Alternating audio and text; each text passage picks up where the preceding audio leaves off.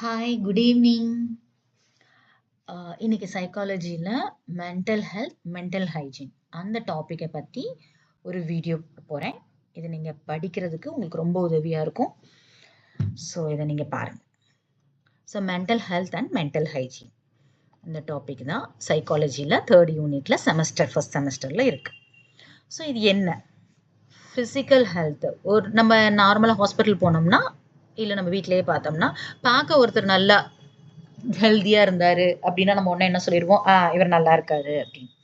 ஆனால் அந்த இது மட்டுமே ஒரு மனுஷனோட ஹெல்த்தை டிசைட் பண்ணுறது கிடையாது. அதை தான் நான் இங்கே மெயினாக இப்போ நம்ம பார்க்க போகிறோம். ஸோ அதில் என்னென்னலாம் கான்செப்ட் இன்க்ளூட் होता ஹெல்த்தில். அப்போ இன்னும் எக்ஸ்ட்ரா நம்ம பார்த்தோம் அப்படின்னா social, spiritual and psychological wellbeing. என்னென்னா the concept of health indicates the extension into social, spiritual, psychological well-being. Okay, இது எல்லாமே அதில் இன்க்ளூட் ஆகுது. அப்போ ஒரு இன்சான் இருக்கிறாரு, ஒரு மனுஷன் இருக்கிறாரு அப்படின்னா சவுண்ட் அண்ட் எஃபிஷியன்ட் மைண்டு அவருக்கு இருக்கணும். அப்போ அவருடைய எமோஷன்ஸை அவர் என்ன பண்ண முடியும், கண்ட்ரோல் பண்ண முடியும். அப்போ எமோஷன்ஸை ஒருத்தர் கண்ட்ரோல் பண்ண முடியுது அப்படின்னா அவர் மென்டலி ஹெல்த்தியாக இருக்காரு அப்படின்னு நம்ம டிசைட் பண்ணலாம். அப்போ it states that both the body and mind should function harmoniously. நம்ம எந்த வேலை பார்த்தாலும் நம்ம உடம்பும் சரி நம்ம மூளையும் சரி ரெண்டும் ஒரே மாதிரி வேலை பார்க்கணும். இப்போ நம்ம ஒரு விஷயத்த எழுத போகிறோம் அப்படின்னா நம்ம மைண்டும் நம்ம கையும் சேர்ந்து எழுதணும். அப்போ தான் அது சரியாக இருக்கும். இப்போ நம்ம சாப்பிட போகிறோம் அப்படின்னா பிளேட்டில் கை வச்சு சாப்பாடு எடுத்து சாப்பிட்றோன்னா நம்ம கை மட்டும் அங்கே வேலை பார்க்கறது இல்லை, நம்ம உடம்பு மட்டும் வேலை பார்க்க போகிறது இல்லை, நம்மளுடைய மைண்டும் சேர்த்து வேலை பார்த்தா தான் அது கரெக்டாக இருக்கும். அப்போ ஏதாவது டிசீஸ் வரும்போது என்ன ஆகுது, அப்போ அவங்களால சாப்பிட முடியறது இல்லை. கை சாப்பாடு பிளேட்டில் வச்சாலும் அவங்களால எடுத்து கரெக்டாக வாய்க்கிட்ட கொண்டுட்டு போக முடியறதில்லை. அப்படி இருக்கக்கூடாது. ஹார்மோனியஸ்லின்றது அதுதான் நம்ம சொல்கிறோம். அப்படியே ஒரே மாதிரி அது செயல்படணும். அப்போ ஒரு தெம்பான ஒரு மனுஷன், ஹெல்தி மேன் அப்படின்னு நம்ம யாரை சொல்லணும்னா பாடி மைண்ட் யூனிட்கோயே நம்ம அப்படி சொல்றோம். So positive active quality of an individual in his or her daily living. Mental health किस चीज को कॉन्स्टिट्यूट करता है? एक इंसान, ஒரு மனுஷனோட டெய்லி பண்ணக்கூடிய வேலை. அப்போ அவங்களுடைய ஆக்டிவ் குவாலிட்டி, பாசிட்டிவ் லைஃபை அது இண்டிகேட் பண்ணுது. இதுதான் இன்ட்ரடக்ஷன். அடுத்து நம்ம டெஃபினிஷன் போகலாம். 3 டெஃபினிஷன் இருக்கு. Definition of mental health first நம்ம பார்க்க போகிறது. இதில் கார்ல் மெனிஞ்சர் என்ன சொல்கிறாரு அப்படின்னா 1947 அவர் கொடுத்துருக்காரு. Adjustment of human being to the world and to each other with the maximum of effectiveness and happiness.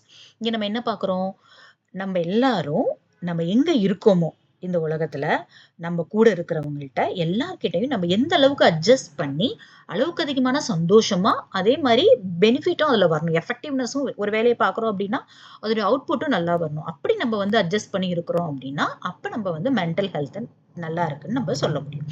இதுதான் கார்ல் மெனிஞ்சர். அட்ஜஸ்ட்மெண்ட் நமக்கு உலகத்துலையும் இருக்கணும், நம்ம இருக்கக்கூடிய இடத்துலையும் இருக்கணும், நம்ம கூட இருக்கவங்க கூடயும் இருக்க வேண்டியது அவசியமா இருக்கு. நம்ம சந்தோஷமா இருக்கணும், அதுதான் முக்கியம். ரெண்டாவது டெஃபினிஷன் என்ன சொல்றாங்க அப்படின்னா WHO இந்த டெஃபினிஷன் நம்ம கொடுத்துருக்காங்க 2001ல.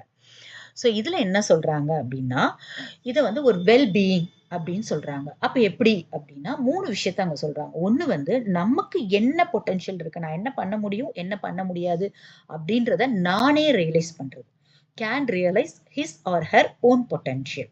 ரெண்டாவது விஷயம் cope with the normal stresses of life. லைஃப்ல நார்மலா எந்த ஒரு ஸ்ட்ரெஸ் வந்தாலும் அதை எப்படி நம்ம மேனேஜ் பண்ணலாம், அதை எப்படி நம்ம கோப் பண்றது அப்படின்னு நம்ம அதாவது டிஃபென்ஸ் மெக்கானிசம்ஸ் இதெல்லாம் யூஸ் பண்ணி ஏதாவது ஒரு பிரச்சனை வந்துச்சுன்னா அதை எப்படி மேனேஜ் பண்றோம், அது ரெண்டாவது விஷயம். மூணாவது நம்ம எந்த வேலை பார்த்தாலும் அதுக்கு அவுட்புட் நல்லா வரணும். அப்பதான் நம்ம மென்டலி ஹெல்த்தியா இருக்கோம். இப்போ ஒரு வேலையை பார்க்குறோம் அப்படின்னா அதுல அவுட்புட்டே வரல, நம்ம அப்படியே இருக்கிறோம் அப்படின்னா அதுல எந்த பிரயோஜனமும் இல்லை. அப்போ கம்யூனிட்டிக்கும் நம்ம என்ன பண்ணணும், கான்ட்ரிபியூட் பண்ணணும். நம்மளுடைய வேலை மூலமா கம்யூனிட்டிலையும் பிரயோஜனம் இருக்கணும். இது WHO நமக்கு கொடுத்த definition. So mental health is a state of well-being in which an individual can realize his or her own potential, cope with the normal stresses of life, work productively and make contribution to the community. இப்போ மூணாவது definition பார்க்குறோம். So American psychiatric association கொடுத்துருக்காங்க. Simultaneous success at working, loving and creating. அப்போ ஒரே மாதிரி சைமல்டேனியஸாக, அதாவது சைமல்டேனியஸ்ன்னு சொல்லும் போது இப்போ வண்டி போகுது சைக்கிள் நம்ம ஓட்டுறோம் அப்படின்னா 2 வீலும் ஒண்ணா போகணும். அப்பதான் அது நல்லா இருக்கும். அதே மாதிரி தான் நம்ம வேலை பார்க்கறதும் இருக்கும். நம்ம வந்து மத்தவங்கள்ட்ட அன்பு காட்டுறதா இருக்கட்டும், இல்ல நம்ம எந்த ஒர்க் பண்ணாலும் நம்மளுடைய கிரியேட்டிவிட்டி காட்டுறதா இருக்கட்டும், எல்லாத்துலயுமே நம்ம எப்படி இருக்கணும்னா, நம்மளுடைய மெச்சூரிட்டி அங்க காட்டணும். அண்ட் ஏதாவது ஒரு பிரச்சனை வருது. நமக்குள்ளேயே பிரச்சனை வரலாம், கன்ஃப்யூஷன் வரலாம், இல்ல மத்த ஏதாவது மக்கள்ட்ட வரலாம், இல்ல ஒரு உண்மையான விஷயத்த நம்மளால ஏத்துக்கொள்ள முடியாம இருக்கலாம்.